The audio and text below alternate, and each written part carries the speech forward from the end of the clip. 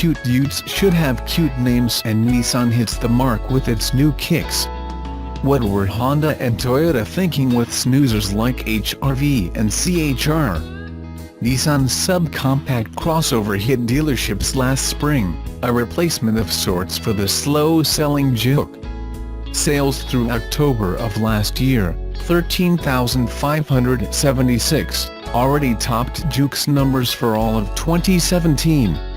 Kicks takes a more traditional approach to the popular genre, but with 5 two-tone paint schemes like orange and black, it retains a strong fun factor. Nissan says the newcomer is aimed at urban dwellers seeking expressive styling, affordability, personal technology and safety. That's a fair statement. Its small footprint came in handy, letting me squeeze in as bargain hunters jammed the streets at a nearby estate sale. At 25.3 cubic feet, cargo space is larger than you'd expect, and above average for the class. Juke just had 10.5 cubes. The only caveat is that the second row doesn't fold flat, so there is a 5-inch step up to the added space.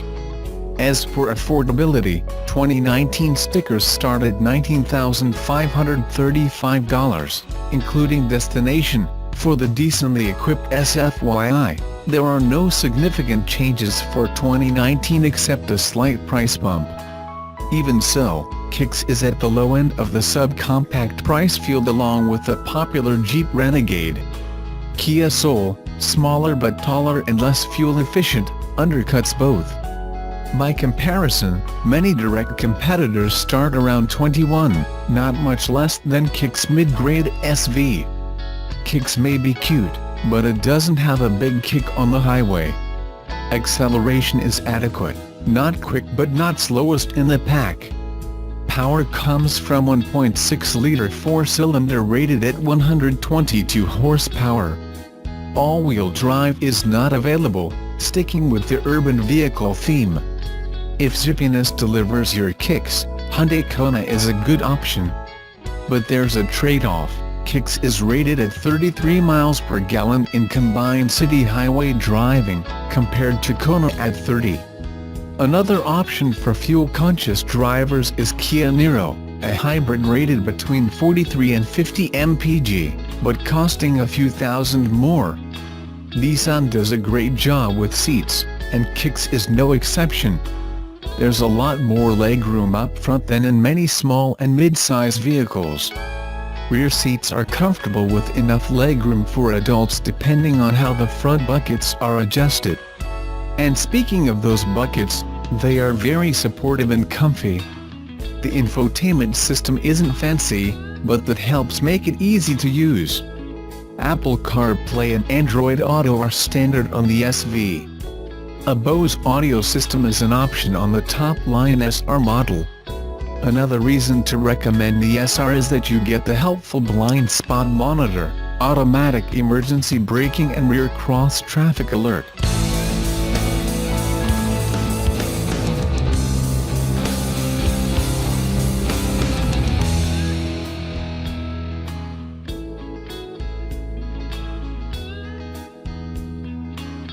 No, this isn't the all-new STI whose arrival we have been awaiting so anxiously, being instead yet another upgrade to the current model. But we will say it's an interesting one, a limited edition with more power, a wider track, and upgraded suspension elements.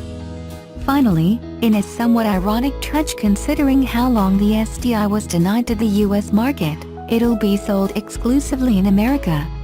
Subaru is touting the 2019 STI S209, it follows S201 through S208 versions sold only in Japan, as the first STI-crafted S-Line performance vehicle sold in the United States.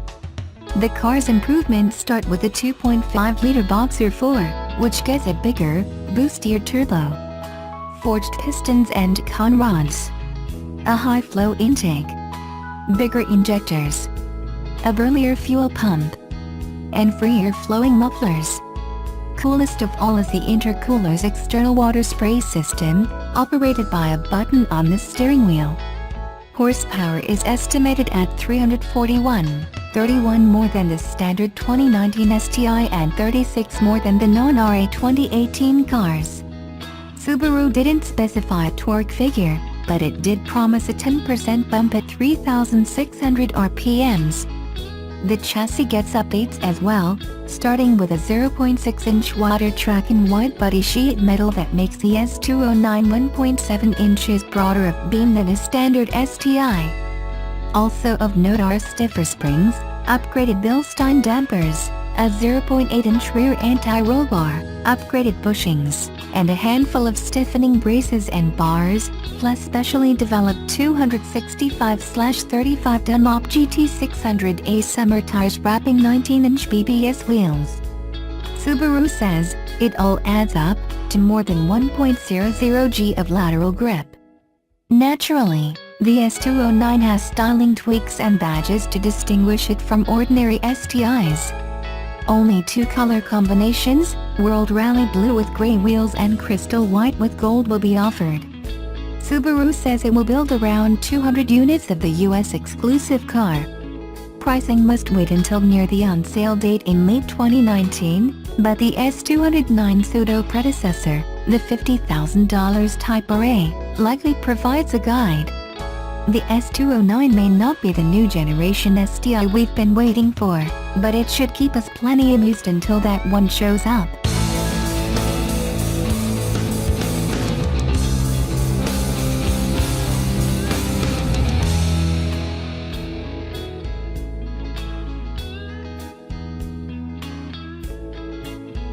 Certainly, the upcoming Nissan Leaf Plus is not the starting point of the Leaf line, but the new 62 kWh variant, with its larger battery and additional grunt, does include a modest S trim.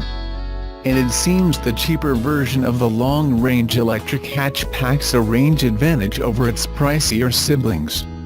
The suggestion comes via Automotive News, which secured California Air Resources Board documentation showing a range discrepancy between the Leaf S Plus and the SL and SV versions. In the certification, the 2 higher trim models fall behind the base S by what could amount to 25 miles. Automotive News said, the Leaf's base S Plus trim earned a 364-mile rating under the Urban Dynamometer driving schedule testing cycle, according to calculations on the CRB certificate. The SV and SL models scored a 330-mile rating under the UDDS testing cycle, which simulates mostly city driving. Generally, the EPA advertised range is rated at about 70% of the UDDS range, according to Inside EVs. The calculation would peg the S Plus range at about 255 miles and the SV and SL at about 230 miles. In introducing the new Leaf Plus at the recent Consumer Electronics Show, Nissan stated the model's range at up to 226 miles. As there's no EPA rating yet, Nissan's sticking with that number as a high water mark, meaning the higher trimmed Leaf Pluses could fall below that of the base S. Speaking to Automotive News, Nissan estimated the S Plus range at up to 226 miles, with the other 2 trims expected to deliver up to 215 miles. Devoid of certain content, the S Plus tips the scales at 73 pounds lighter than the other 2. With the Leaf Plus, slated to hit dealers this spring, Nissan has its EV bases covered. The basic Leaf starts at $29,990 before destination and an MSRP reducing federal tax credit. Range is a 151 miles, suitable, in many cases, for family car duty. Energized by the appearance of a second-generation model, Leaf sales rose 31% in the US last year.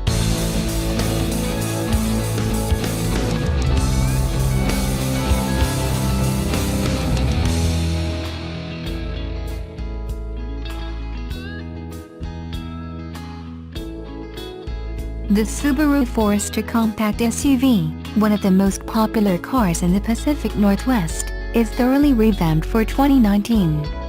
This new 5th-generation model is the roomiest, most tech-endowed Forester ever, and is powered by a new version of Subaru's 4-cylinder boxer engine. As always, Subaru's celebrated symmetrical all-wheel drive system is standard. A longer wheelbase gives the 2019 Forester a more refined ride and a bigger cabin with appreciably more legroom for rear seat passengers. Headroom, a Forester hallmark, is even more generous now. Hip and shoulder room are increased too. Cargo space is boosted by 1.9 cubic feet, for a total of 76.1 cubic feet when rear seat backs are lowered.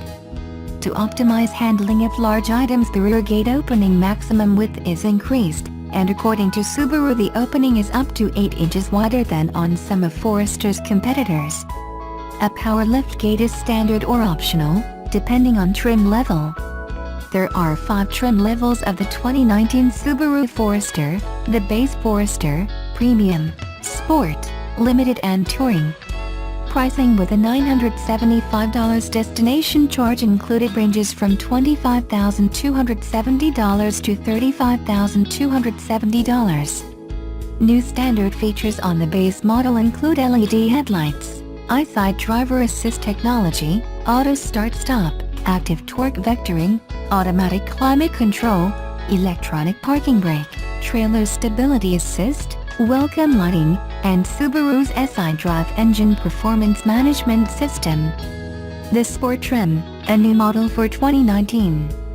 Like all other versions, it comes with the updated Subaru 2.5-liter boxer engine whose horsepower is rated at 182 and torque at 176 pound-feet. The Sport's continuously variable automatic transmission, CVT, is also shared with the other new Forester models.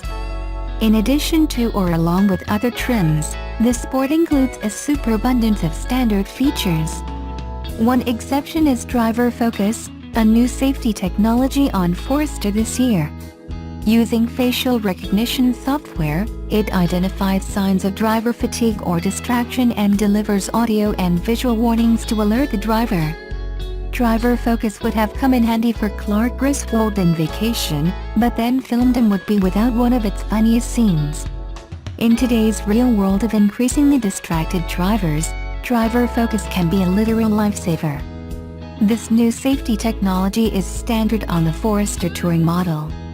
The Sport model has exclusive appearance enhancements including black 18-inch wheels and rear roof spoiler, and orange accents outside and inside.